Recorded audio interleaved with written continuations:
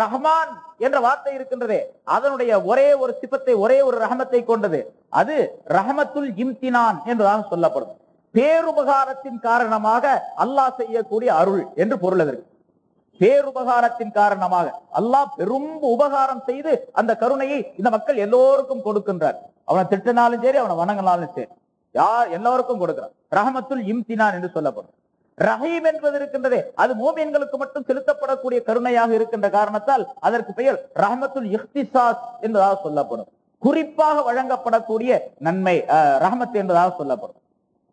இந்த ரஹ்மான் என்ற சிபத்தின் மூலமாகத்தான் இந்த உலகத்தில் உள்ள எல்லா பொருளுக்கும் அல்லாஹ் தஆலா ரிஸ்க் கொடுத்து கொண்டிருக்கின்றான். அந்த ரஹ்மானுடைய சிபத்தின் காரணம் அர்-ராஸிகு ஃபித் துன்யா, உலகத்திலே எல்லா பொருள்களுக்கும் ரிஸ்க் கொடுக்கக்கூடியவர். ரஹீம் என்ற சிபத்து இருக்கின்றது, அது அல் கஃபூரு லில் முஃமினீன ஃபில் ஆখিরা, மறுமையிலே மூமின்களுக்கு மட்டும் ரஹமத்தை தரக்கூடியவன், மக்ஃபிரத்தை தரக்கூடியவன் என்பதாக பொருள் அதற்கு. ஆக ரஹ்மான் ரஹீம் என்ற அந்த இரண்டு வார்த்தைகளும் பல்வேறு கருத்துக்களை தெரியப்படுத்தக்கூடியவையாக அமைய பெற்றிருக்கின்றன. ஸல்லல்லாஹு அலைஹி வஸல்லம் அவர்கள் துஆ கேட்கும் பொழுதும் கூட ரஹ்மானத் துன்யா வல் ஆখিরা என்று கேட்கின்றார்கள். ஒரு துஆவில அல்லாஹும்ம ரஹ்மானத் துன்யா வல் ஆখিরা வ ரஹீமஹுமா, ரெண்டு உலகத்திற்குமே அந்த ரஹ்மான் என்பதும் ரஹீம் என்பதும் ரெண்டுமே உலகத்திலும் இருக்குது, ஆகிரத்திலும் இருக்குது. ஆனால் இந்த ரஹீம் என்பது மூமின்களுக்கு மட்டும் சொந்தம், ரஹ்மான் என்பது எல்லோருக்கும் சொந்தம் என்ற காரணத்தினால் ஸல்லல்லாஹு அலைஹி வஸல்லம் துஆ கேட்கும் பொழுது அல்லாஹும்ம ரஹ்மானத் துன்யா வல் ஆখিরা, உலகத்தின் மறு உலகத்தின் ரஹ்மான் ஆகிய அல்லாவே, அந்த இரண்டு உலகத்தின் ரஹீமாக இருக்கக்கூடியவனே, துன்யாவுடைய ரஹ்மானாக இருக்கக்கூடியவனே, ஆகிரத்துடைய ரஹ்மானாக இருக்கக்கூடியவனே, இந்த இரண்டு உலகத்தினுடைய ரஹீமாக இருக்கக்கூடியவனே, உன்னுடைய ரஹமத்தை தவிர வேறு எந்த ரஹமத்தும் இல்லாத அளவுக்கு எனக்கு நீ ரஹமத்தை செய்வாயாக அப்படின்னு வரும். ரஹ்மான் என்பது பல்வேறு கருத்துக்களை தெரியப்படுத்துகின்றது. ரஹ்மான் எப்படிப்பட்டவன் என்று சொன்னால் கேட்டால் கொடுப்பான், இதா சஅல ஆதா, கேட்டா கொடுப்பான், அப்படிப்பட்ட தன்மை உள்ளவன் ரஹ்மான், கேட்டுக்கொண்டே இருக்கிறது. ரஹீம் என்ற தன்மை உடையவனாக அவன் இருக்கின்ற காரணத்தால் கேட்காவிட்டால் கோபிப்பான். ஸல்லல்லாஹு அலைஹி வஸல்லம் அவர்கள் சொல்லி காட்டுகின்றார்கள், அடியார்களிடத்தில் கேட்டால் கோபிப்பார்கள், அல்லாஹ்விடத்தில் கேட்காவிட்டால் கோபிப்பான் அவன். அல்லாஹ் அப்படிப்பட்ட அல்லாஹ் என்று அல்லாஹ்வை பற்றி ரசூலுல்லாஹி ஸல்லல்லாஹு அலைஹி வஸல்லம் தெரியப்படுத்துகின்றார். ஒரு மனிதனிடத்துல அவர் எவ்வளவு பெரிய கொடை வள்ளலாக இருந்தாலும் சரி, ஒரு தடவை கேட்டா கொடுப்பாரு, பெரிய வள்ளல் தன்மை உடையவர் அவர். திரும்பி திரும்பி கேட்கும் பொழுது கோபப்படுவார். அவர் எவ்வளவு பெரிய மனிதனாக இருந்தாலும் சரி, எவ்வளவு பெரிய தாராள மனப்பான்மை உடையவனாக இருந்தாலும் சரி, கொஞ்சம் கற்பனை பண்ணி பாருங்க. எவ்வளவு தாராள மனப்பான்மை உள்ளவனாக இருந்தாலும் ஏதோ ஒரு தடவை, 4 தடவை, 10 தடவை, 20 தடவை கேட்கலாம். அதுக்கு மேல கேட்டா கோபம் வரும். நம்ம எத்தனை தடவை கேட்கிறோம், ரப்பனா ஆத்தினா ஃபித் துன்யா அப்படின்னு சொல்லிட்டு, எனக்கு உலகத்துல கூட ஆகிரத்துல நல்லது கூட அப்படின்னு சொல்லி கேட்டுக்கிட்டே இருக்கிறோம். நமக்கு வேண்டியதெல்லாம் ஒவ்வொரு நேரம் கேட்கிறோம். அதுவும் கேட்கும் போதும் கூட சில நேரங்கள்ல கொஞ்சம் அதிகப்படியான தேவையா இருந்தா 2-3 தடவை கேட்கறது. ஒரே வார்த்தையை, ஒரே விஷயத்தை 2-3 தடவை கேட்கிறோம். யா அல்லாஹ் எனக்கு வயிற்று வலிக்குது நல்லாக்கி போடு, யா அல்லாஹ் எனக்கு வயிற்று வலிக்குது நல்லாக்கிடு, வயிற்று வலிக்குது நல்லாக்கி. ஒவ்வொரு நாளும் கேட்கிறோம், ஒவ்வொரு நேரமும் கேட்கிறோம். என்னடா சும்மா சும்மா கேட்டுக்கிட்டே இருக்க போல, அவனுக்கு வயிற்று வலி நல்லாக்க முடியாது என்று அல்லாஹ் சொல்லுவானா? கேட்காவிட்டால் தான் கோபிப்பான். ஏன்னா அல்லாஹ் தஆலா தன்னிடத்திலே அடியார்கள் கையேந்துவதை விரும்புகிறார். எப்ப அல்லாஹ் தஆலா இடத்துல மனிதன் கையேந்தி விட்டானா சரணடைந்து விட்டான் அப்படின்னு அர்த்தம். எனக்கு ஒரு எஜமா இருக்கிறான் அப்படிங்கறது ஒப்புக்கொண்டான் என்று அர்த்தம். அதனாலதான் துஆ கேட்காம எந்திரிச்சு போகவே கூடாது. எப்பவுமே எந்த வணக்கங்கள் செய்தாலும் சரி, அதாவது ஒவ்வொரு தொழுகைக்கு பின்னாலும் ஸல்லல்லாஹு அலைஹி வஸல்லம் துஆ கேட்டு இருக்கின்றார்கள், கேட்க சொல்லி காட்டுகின்றார்கள். அது எப்படி கூட்டாக துஆ கேட்டாலும் சரி, தனிமையாக துஆ கேட்டாலும் சரி, கூட்டாக துஆ கேட்பது இருக்கின்றது, அது இன்னும் வலிமை உடையது. ஸல்லல்லாஹு அலைஹி வஸல்லம் ஆரம்ப காலத்துல சில நேரங்கள்ல கேட்காம இருந்தாங்க, சில நேரங்கள்ல கூட்டா துஆ கேட்டாங்க என்றெல்லாம் சொல்லப்படுகிறது. அதனால கூட்டு துஆ இல்ல அப்படின்னு ஒரு கூட்டம் சொல்லிட்டு இருக்கிறாங்க. கூட்டா துஆவெல்லாம் கேட்க கூடாது அப்படின்னு சொல்லிட்டு சில பேர் நீங்க நம்ம தொழுகையிலும் கூட பார்க்கலாம், எல்லா மஸ்ஜிதுகளையும் இருக்கிறாங்க. இமாம் துஆ ஓதிட்டு உட்கார்ந்திருப்பார், அவர் பாட்டு கையை கவட்டையில வச்சுட்டு உட்கார்ந்திருப்பாரு கீழே. இப்ப இவரு அல்லாட்ட நீ வேணா கேளு, எனக்கு தேவையில்லை அப்படின்னு சொல்ற மாதிரி தெரியுது. அவர் பக்கத்துல உட்கார்ந்து கொஞ்ச நேரம் யோசனை பண்ணி பாருங்க, நீங்க வேணா கேளுங்க, உங்களுக்கு தேவை இருக்கு, எனக்கெல்லாம் தேவை கிடையாது அப்படின்னு சொல்ற மாதிரி ஒரு பீனை குடிச்சுக்கிட்டு உட்கார்ந்து கையை வச்சுக்கிட்டு. கூட்டு துஆ எவ்வளவு வலிமை உடையது அப்படின்னு எல்லாத்துக்கும் தெரியும். அல்லாஹ் தஆலா இந்த உலகத்தை, ஆகிரத்துடைய அமல்களை அனைத்தையும் உலகத்தை உதாரணமாகத்தான் ஆக்கி வச்சிருக்கிறான். உலகத்தை உதாரணமாக ஆக்கித்தான் எல்லா அமல்களையும் அமைத்து வைத்திருக்கின்றான் அல்லாஹ் தஆலா. எந்த பொருளிலே கூட்டு இருக்கின்றதோ அது நிச்சயமாக வலிமை உடையது, உயர் உடையதாக இருக்கும். நம்ம இப்ப தமிழ்நாட்டில் நிறைய சொல்லுவோம், கூட்டுறவே நாட்டு உயர்வு அப்படின்னு சொல்றான். கூட்டா செய்யக்கூடிய செயல் நாட்டுக்கு உயர்வு தருது அப்படின்னு சொல்றான். பல பல துளிகள் சேர்ந்துதான் மழை துளிகள் சேர்ந்துதான் பெரும் வெள்ளமாக மாறுகின்றது. பல மனிதர்கள் ஒன்றாக சேர்ந்தா ஒரு பெரும் சக்தியாக மாறுகின்றது. பல மாணவர்கள் ஒன்றாக சேர்ந்தா பெரும் இயக்கமாக மாறிவிடுகின்றார்கள். சின்ன சின்ன பொருள்கள், பல பொருள்கள் ஒன்றாக சேர்ந்தா பல வலிமையுள்ள ஒரு பொருளாக மாறிவிடுகின்றது. ஒரு நூல், அதை ஒரே ஒரு விரல்ல 2 விரல்ல இப்படி பிடிச்சு அறுத்தரலாம்.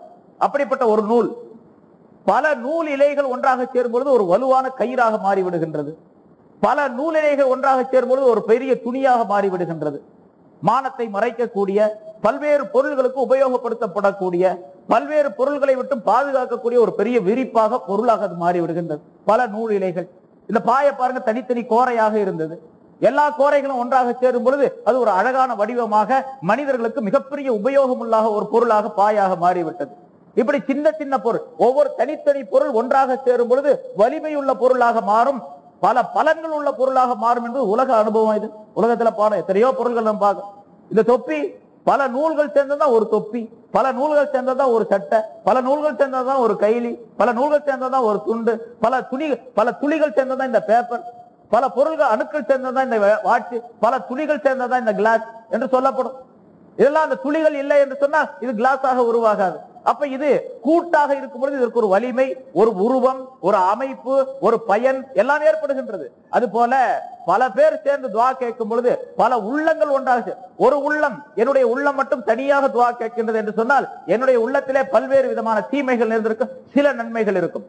நம்ம 10 பேர் 50 பேர் சேர்ந்து ஒன்றா உட்கார்ந்து துவா கேட்கும் போது 50 உள்ளங்களுடைய கருத்துக்களும் ஒன்றாக சேருகின்றன. 50 உள்ளங்களில் இருந்து வரக்கூடிய எண்ணங்களும் ஒன்றாக சேருகின்றன. 50 உள்ளங்களில் இருந்து வரக்கூடிய தன்மைகளோடு, அற்புதமான தன்மைகளோடு அவருடைய நாவில் இருந்து ஆமீன் என்று வரும் பொழுது, ஏற்றுக்கொள்வாயாக என்று சத்தம் வரும் பொழுது அல்லாஹ் தஆலா ஏற்றுக்கொள்ளக்கூடிய வாய்ப்பு இங்கே ஏற்படுகின்றது. கூட்டுதாக வேண்டியது இல்லைங்கிறான். இப்போ தனித்தனியா துவா கேட்டு போங்க அப்படிங்க. கூட்டுதா கேட்கும் போது ஏற்றுக்கொள்ளதே கிடையாது. இதுக்கு உதாரணம் அரபு நாடு தான். இப்போ ஷரியத்துல குர்ஆன்ல இருக்கா, ஹதீஸ் இருக்கா, இமாம்கள் சொல்லுங்க அப்படின்லாம் கிடையாது. அரபு நாட்டுல கேட்கறதுல அதனால கேட்கறது இல்லை. அரபு நாடா நமக்கு ஷரியத், அரபு நாட்டுக்கார மக்கா மதீனாவா நமக்கு ஷரியத்? ஷரியத் அது இல்ல, குர்ஆன் ஹதீஸும் தான் நமக்கு ஷரியத். குர்ஆன் ஹதீஸை வைத்து இமாம்கள் என்ன சொல்லியிருக்காங்க அதுதான் ஷரியத், மார்க்கம். மார்க்கத்துல என்ன சொல்லுகின்றார்களோ, இமாம்கள் என்ன சொல்லுகின்றார்களோ, உலமாக்கள் என்ன சொல்லுகின்றார்களோ, முன்னோர்கள் என்ன சொல்லுகின்றார்கள் அதுதான் சட்டம் நமக்கு. அந்த முறைப்படிக்கு செய்ய வேண்டும். கயிறு இங்கே இங்க என்ன சொல்லப்பட்டது? இந்த ரஹ்மான் ரஹீம் என்பது அல்லாஹ் தஆலா கேட்டால் கொடுப்பான், அவனுக்கு பேர் ரஹ்மான். கேட்காவிட்டால் கோபிப்பான், அவனுக்கு பேர் ரஹீம் என்பதாக சொல்லப்பட்டு இருக்கின்றது. பாவங்களை மன்னிக்க கூடியவன் ரஹீம், துன்பங்களை நீக்கக்கூடியவன் ரஹ்மான். ரஹ்மான் என்பவன் துன்பங்களை நீக்கக்கூடியவன், ரஹீம் என்பவன் பாவங்களை மன்னிக்க கூடியவன்.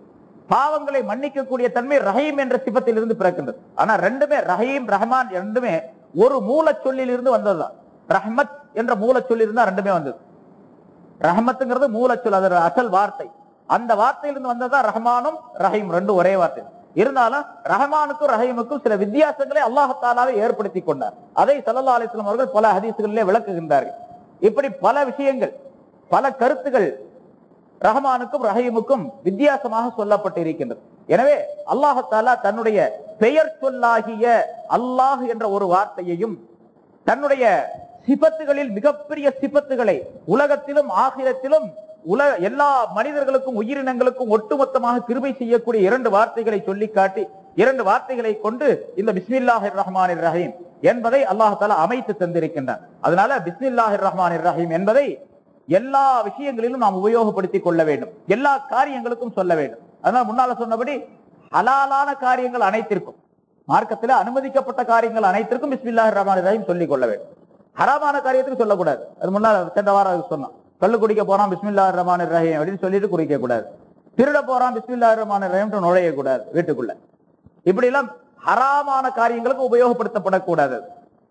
ஹலாலான காரியங்கள் அனைத்திற்கும் அதனை உபயோகிக்க வேண்டும். பிறகு பிஸ்மில்லாஹிர் ரஹ்மானிர் ரஹீம் என்பதை சொல்றது மட்டுமல்ல, எழுதும் போதும் கூட நம்ம லெட்டர் எழுதணும் அல்லது ஏதாச்சும் ஒரு குறிப்பு எழுதி வைக்க போறோம் புத்தகத்துல, அதுல பிஸ்மில்லாஹிர் ரஹ்மானிர் ரஹீம் என்பதை எழுதி அந்த குறிப்பை எழுதி வைக்கணும். அதே மாதிரி லெட்டர் எழுதுறதுலையும் பிஸ்மில்லாஹிர் ரஹ்மானிர் ரஹீம் என்பதை எழுதி கொள்ள வேண்டும். அது வேறு எந்த மொழியிலும் எழுதுறதுக்கு இந்த நன்மையை தராது, இந்த பலன்களை தராது. அரபியில் எழுதினா தான் அந்த பலன்கள் உண்டு. அதையும் நம்ம கவனத்தில் வைக்க வேண்டும். சும்மா தமிழ்ல பிஸ்மில்லான்னு போட்டு எழுதுறோம், அரபியில பிஸ்மில்லான்னு எழுதினா என்ன நன்மை கிடைக்குமா